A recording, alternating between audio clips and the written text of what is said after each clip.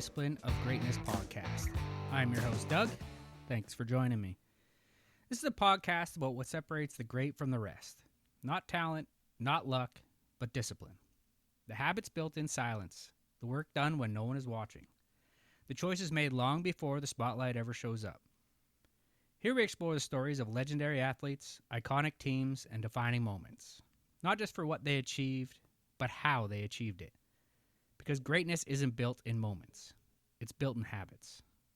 All right, y'all, let's get started. Before the trophies, before the records, before the world knew the name, there was a child.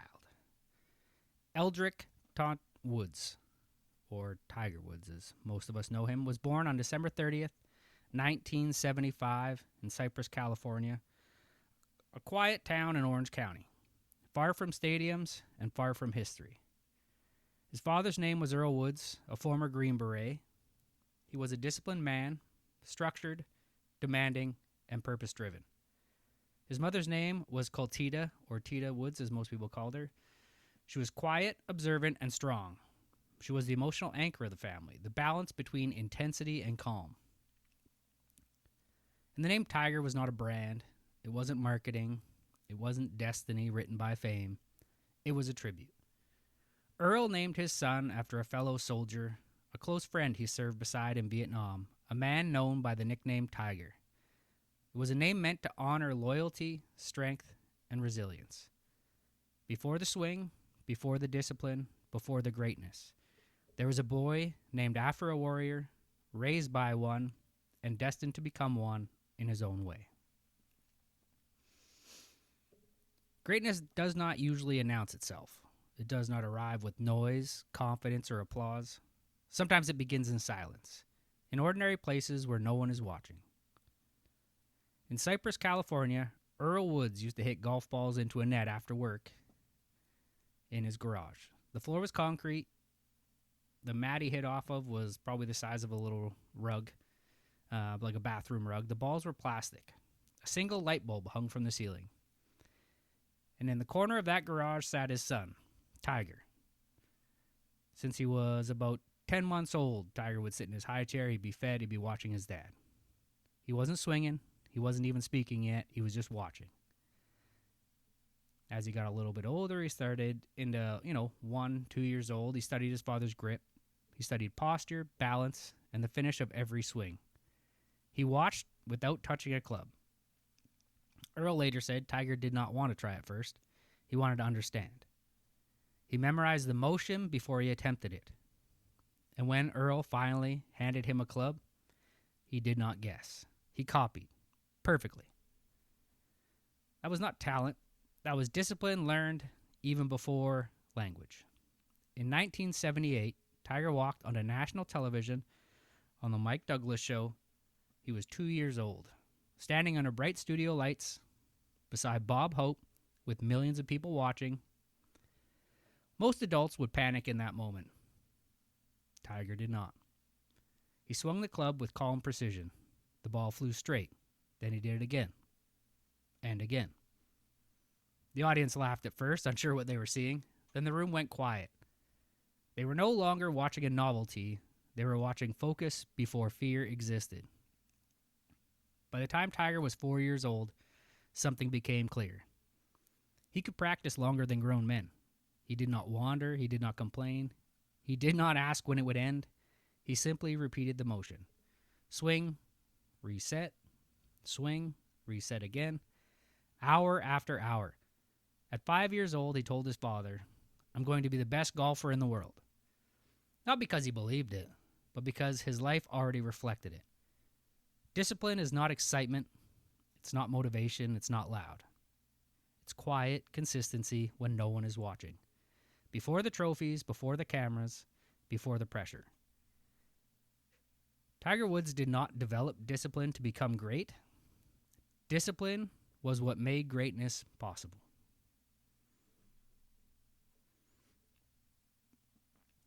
Most people train skill. Tiger Woods was trained for pressure. His father, Earl Woods, was a Green Beret and a Vietnam vet. He understood something most coaches never teach. Talent collapses under chaos unless chaos becomes familiar. So Earl introduced chaos into training. He was kind of a dick about it, I would assume, but he enjoyed it, and it helped make Tiger what he was, so hard to argue. He'd do things like clapping during Tiger's backswing. He shouted. He dropped clubs behind him. He turned on loud music. He spoke to him mid-backswing. Sometimes he invited friends over to where they were hitting at the driving range simply just to make noise. The goal was not cruelty. It was conditioning. Noise is normal. Chaos is normal. Being watched is normal. The only thing that matters is the shot. And Tiger never flinched. Earl once said, pressure is something you train for. And Tiger trained for it every day. At junior tournaments, other kids had parents whispering encouragement. Tiger had silence. Earl walked beside him without comment after bad shots and expected emotional control instead of excuses. There were no slumped shoulders, no slam clubs, no visible frustration allowed. Tiger learned early that pressure is not something you negotiate with. You absorb it. Sometimes Earl made him putt while people stood directly in his line of sight. Sometimes he held conversations behind him mid-swing. Sometimes he challenged him to hit the shot or stay until dark. Not to punish him, to build him. This is where the famous stare come from. That stillness, that ability to slow the world down while everything else rushed. It was not accidental. It was trained. It was ingrained in him from the time he picked up a club all the way through his career. Pretty incredible. By the time Tiger reached the PGA Tour, crowds did not bother him. Leaderboards did not shake him. Sunday pressure didn't speed him up. It felt familiar. It felt like childhood. Other golfers trained to win. Tiger trained to endure. And that endurance became the foundation of the most dominant career golf has ever seen. Pressure training built Tiger's mind. Repetition built the weapon. By his teenage years, discipline was routine, but routine was not enough. He wanted more precision, more control, and, if possible, more hours. While other kids finished homework, Tiger went to the range. While other kids went home, Tiger stayed. When the lights shut off, Tiger found somewhere else to practice. At 13, 14, and 15 years old, he hit hundreds of balls every day with intention. He practiced wedges until his hands blistered. He putted until sunset became darkness. He hit drivers until his shirt was soaked with sweat. He tracked patterns, misses, distances, trajectory. He wasn't just practicing, he was studying himself. Friends say he rarely hung out. He did not chase parties or distractions. Not because he was forced, but because he was focused. Golf was not something he did. It was something he organized his life around. Earl used to say Tiger hated wasted swings. If he felt tired, he slowed down. If he lost focus, he stopped and reset. Every ball had to mean something. By high school, Tiger was no longer competing against juniors. He was competing against history. He won the U.S. Junior Amateur 3 times in a row, a record that still stands. But trophies never show the empty ranges at night. They never show the silence or the loneliness or the bucket of balls hit after everyone else left. They never show the choice to be lonely early, so average would never become comfortable later. Most people want the result. Very few want the routine. Tiger chose the routine. After high school, he headed off to Stanford. And for the first time in his life, Tiger Woods was free. No garage, no backyard net, no father 10 feet away, only a college campus and choice. In 1994, Tiger arrived at Stanford University, surrounded by students his age, late nights, parties, and distractions. For the first time in his life, no one would stop him if he quit early. No one would care if he skipped practice. but this is where discipline is tested. Tiger studied economics while maintaining professional level training. He practiced early mornings, late afternoons, weekends, rain or shine. Teammates noticed he never rushed. He practiced until his hands were raw, then moved to the putting green for hours. Sometimes alone, sometimes under stadium lights, sometimes even until security asked him to leave. Tiger wasn't chasing college trophies. He was building professional standards. As I mentioned, he won 3 consecutive U.S. amateur championships by outlasting opponents, out-preparing them, and out-focusing them. The habits were internal now, portable. Stanford proved something important. Tiger was not disciplined because he was controlled by his father or comfort being at home around his parents. And he was disciplined because he was committed. Motivation fades when structure disappears. Discipline becomes identity. In 1996, Tiger Woods left Stanford and turned professional. There was no celebration, only certainty. And Nike, I'm going to go off on a little side note here, but he had signed with Nike by this point, and they had a fantastic commercial just kind of introducing him, and all it was Hello World. Tiger Woods, I would encourage you to go and check it out if you can find it online somewhere. Nike had a bunch of great commercials they did with Tiger Woods kind of as a focal point, so I'd encourage you check those out. By April 1997, he arrived at Augusta as the youngest player and the most prepared competitor in the field. What happened that year at the Masters was not a win. It was an absolute takeover. He finished at 18 under par, 12 shots ahead of the rest of the field. There was no celebration afterward, only preparation. He saw it as confirmation. The garage, the pressure drills, the teenage obsession, they compounded. Golf was no longer chasing talent. It was chasing process. Tiger wanted to be stronger than the sport itself. His daily routine would include typically a 4-mile run before sunrise, 2 to 3 hours in the gym lifting weights. Then he would head to the range, hit countless balls. He'd go play 9, go back, do another workout, eat. He repeated this routine 6 days a week. Fatigue became his advantage. He once said, "The only thing I had was my work ethic." He trained to make winning inevitable. From 1999 to 2002, golf did not witness competition. It witnessed separation. What Tiger Woods created during those 4 seasons was not a hot streak, and it was not momentum. It was a sustained, systematic takeover of an entire sport. In 1999 alone, he won 8 times. In 2000, he won 9 times. In 2001, 5 more victories. And in 2002, another 5 victories.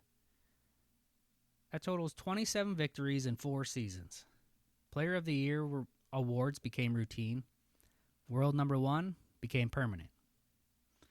Then came something no one had ever done. He held all 4 major championships at the same time. They called it the Tiger Slam.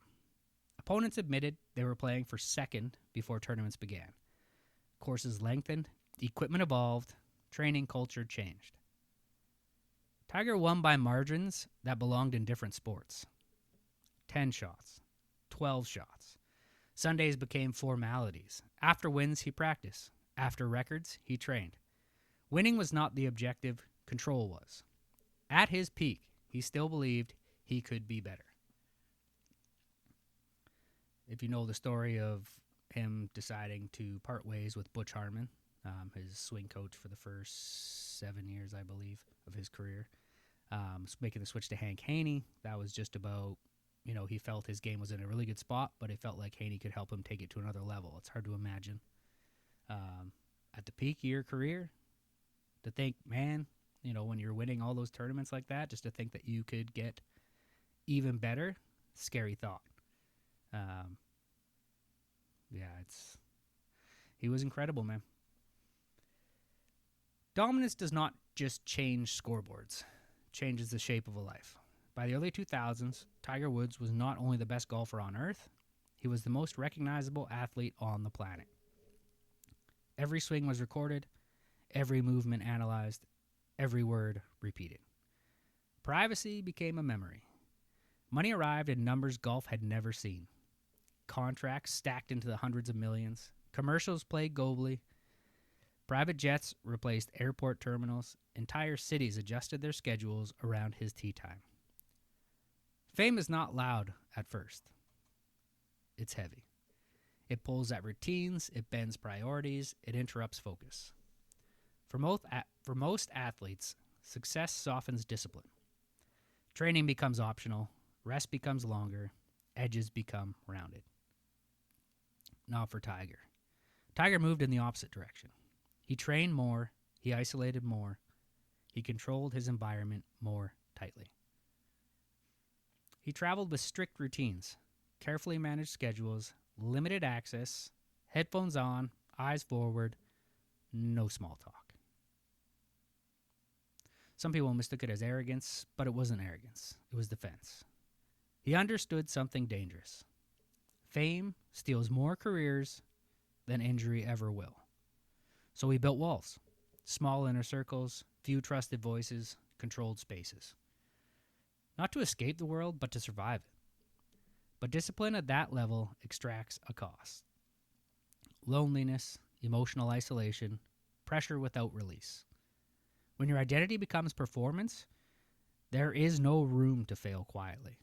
No room to be ordinary. No space to breathe. Cracks do not form in the swing. They form in the person holding the club. Discipline builds empires, but it can also build cages. And for years, Tiger kept everything standing through structure alone, until the weight finally shifted. For most of his life, Tiger Woods treated pain like background noise. Fatigue was something to train through. Soreness was something to ignore. Injury was something to outwork. It built dominance. It also built debt. The warning signs came quietly. Swelling knees, tight back, aching tendons, easy to dismiss. However, in 2008, the bill arrived. His left knee was damaged. Cartilage torn, stress fractures in his legs, ligaments compromised. Doctors told him to stop. He did not. He went out and won the U.S. Open anyway. He played through 18 holes in his final round on one leg. Tied after 18, he played a playoff. Tied after the playoff, they went to sudden death. And in the end, what else would happen? Tiger came out with the win. And only after lifting the trophy did he surrender to surgery. It became legend. It also became the turning point. After that, injuries multiplied.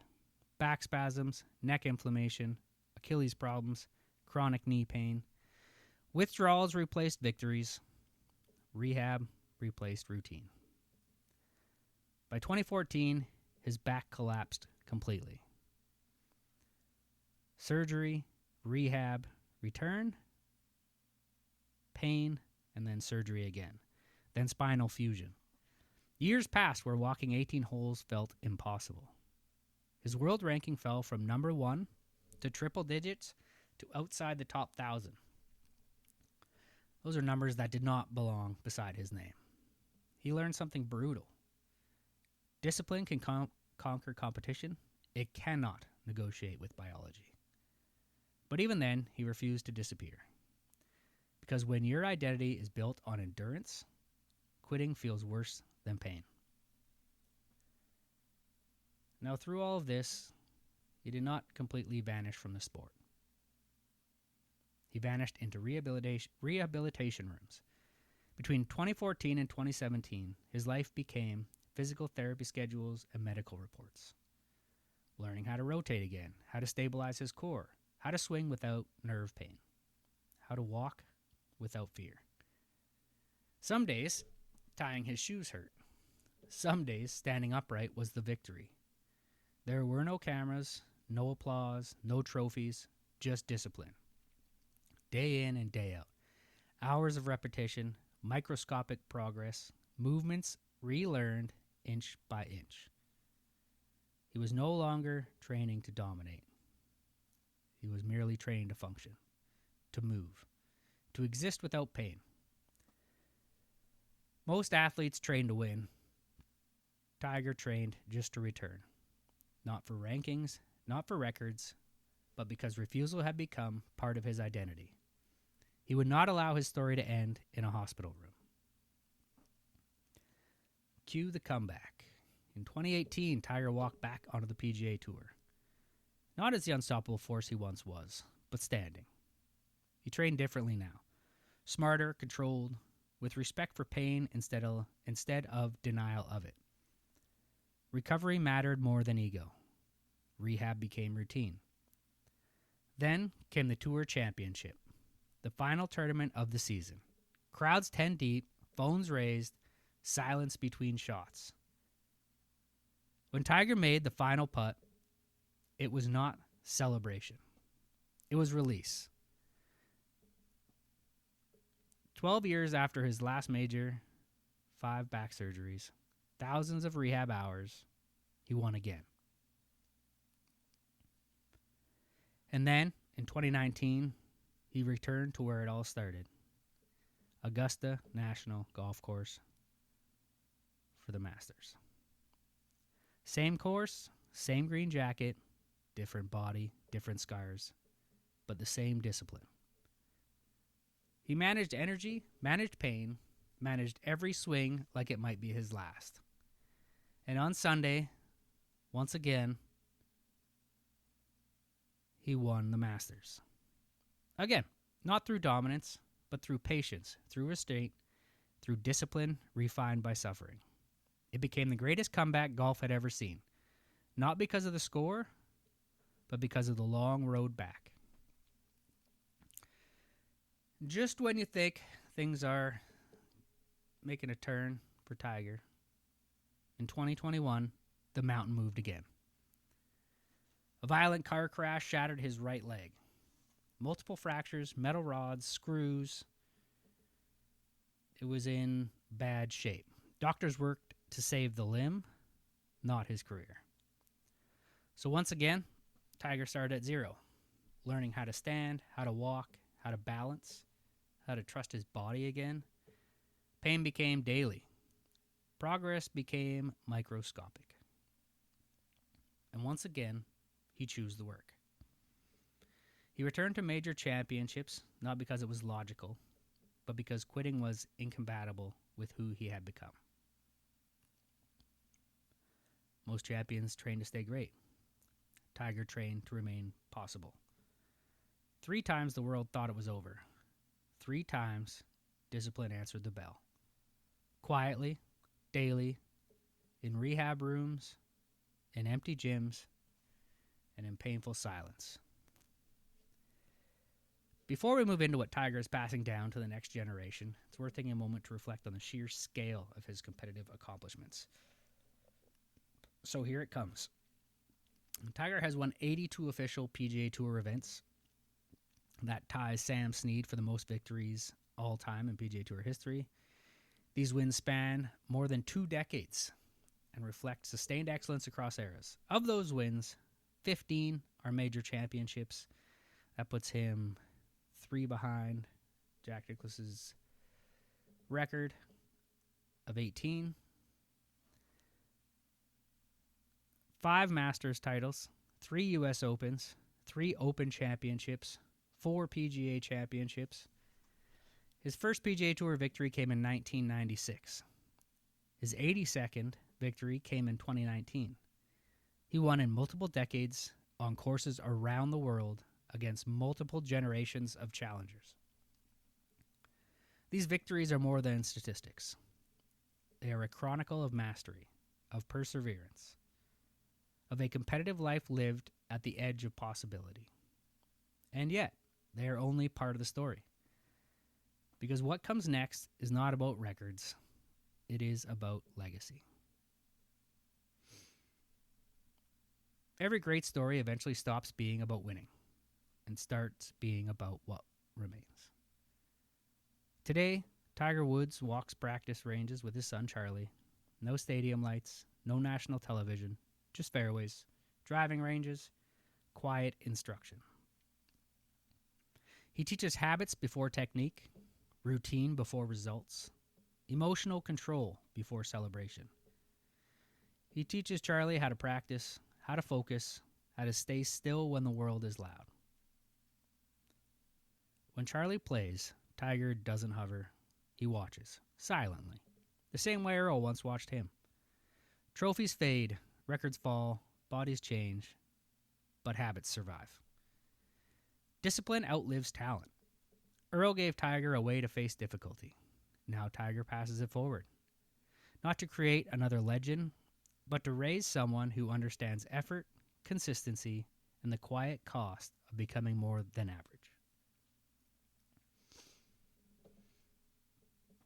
Tiger Woods once said that people misunderstand what drives him. They see trophies, they see records, they see talent. But he said the truth is quieter than that. He said discipline is choosing the same standard on your worst day that you choose on your best day. It is waking up when your body says no. It's practicing when motivation is gone. It's staying committed when no one is clapping. He said confidence does not come from believing you are special. It comes from knowing you're prepared. From knowing you did the work when it was lonely, when it was boring, when it was painful, when quitting would have been easier. He said championships are not won on Sundays. They're revealed there.